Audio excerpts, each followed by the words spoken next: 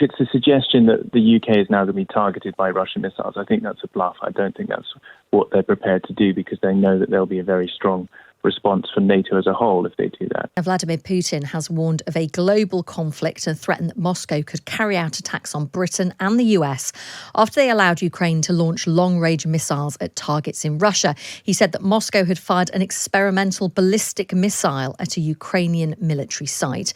Well, let's speak now to the Times foreign correspondent Maxim Tucker, who's in Kyiv. Morning to you, Maxim.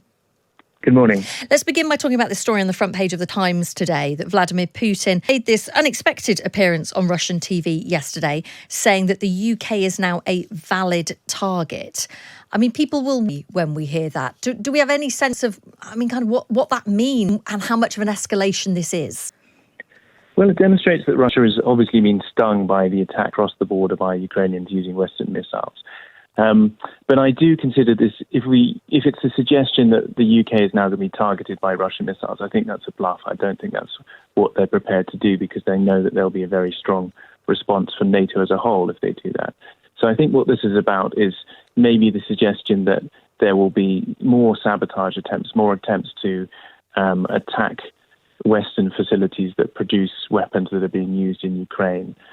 More attempts to recruit agents of the Kremlin across Europe.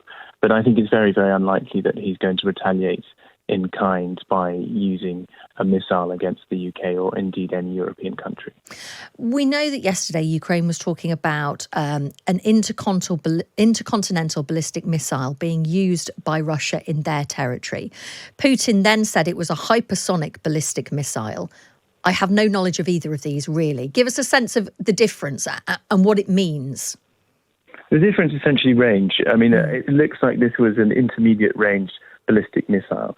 So it's one that goes out and re-enters the Earth's atmosphere, but the range is probably up to about 1,000 kilometres. So it could reach some European countries, but obviously not as far as Britain. Obviously Russia does have longer range weapons, but the intelligence from the ground actually suggests that this missile is not a new missile. It's an old test missile that has been updated with a few things. And a source on the ground has told me that, in fact, the missile carried an inert warhead. So this is why the Ukrainians are reporting that there was minimal damage. So it was a missile that was used to test delivery of a nuclear warhead, but it didn't have a very strong explosive warhead attached to it. And I was interested reading in the Times this morning that the Pentagon did confirm that Russia had notified the US before the missile was launched through nuclear risk reduction channels. The White House saying that it was aware of the launch, which I guess we should take some comfort from. You're in Kyiv, Maxim, and obviously there's been a lot of talk in recent days about, the front line being unstable in Ukraine, sort of the worst situation it's been since the start of the war. Clear concerns about the future, obviously, and what will happen as Donald Trump comes into the White House in January and says he wants to bring an end to the war, but on what terms are not clear.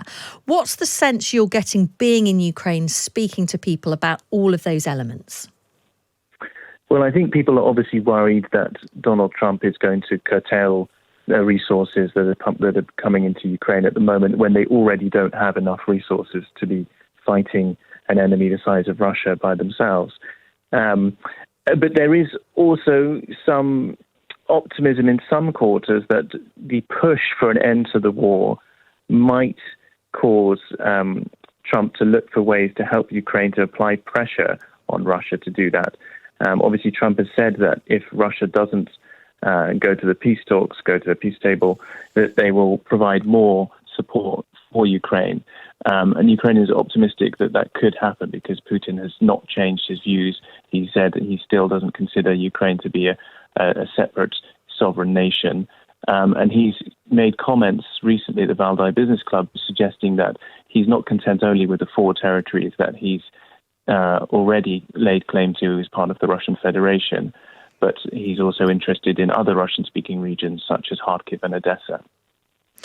How worried are people about the struggle to hang on to territory for Ukrainians? When we're thinking about morale, we're thinking about a lack of people wanting to come forward and kind of replenish troops, if you like, on the front line. How concerned are people about the creep of Russia? I think people are extremely concerned. They can see that the Russians are gaining territory. They're pushing on Pokrovsk, which is a vital garrison town for Ukraine. It needs to hold on to that to prevent the Russians coming to the borders of Dnipropetrovsk Oblast, where there is Dnipro is the capital, is a city of 1 million people, and it's vital to Ukraine's economy. So people are obviously worried. They're extremely worried about the intensity of the missile strikes on Kyiv and other cities at the moment. That's really ratcheted up in the past week with the onset of the cold season. There's snow and ice in Kyiv now, and people are going 5 or 6 hours without heating, without water, and without electricity, and that has a really damaging effect on morale. Do you get a sense that if Trump was to come in and say, no, we're sorting out a deal here, and a deal is struck through the US and Russia, that Ukrainian people will accept that? Or do you get a sense of, as we've heard reports before, that some people are saying, no, that this can't be forced upon us. If we want to carry on fighting, we will?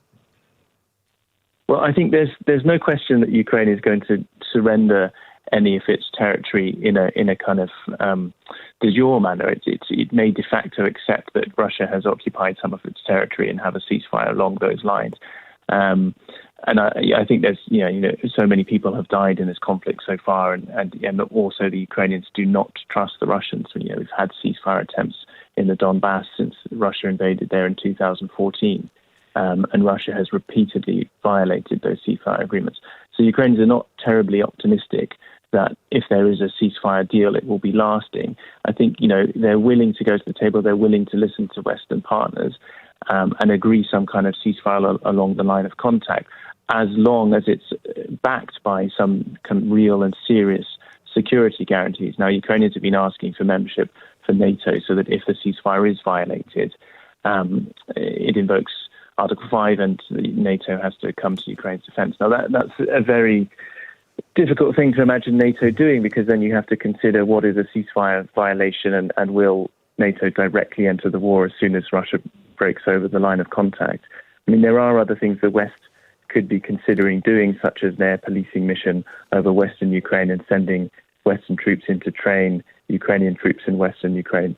That would, I think, really help the Ukrainians and perhaps be a more realistic security guarantee for Ukraine. Maxim, good to speak to you. Thank you for your time this morning. That is the Times foreign correspondent Maxim Tucker, who is in Kyiv.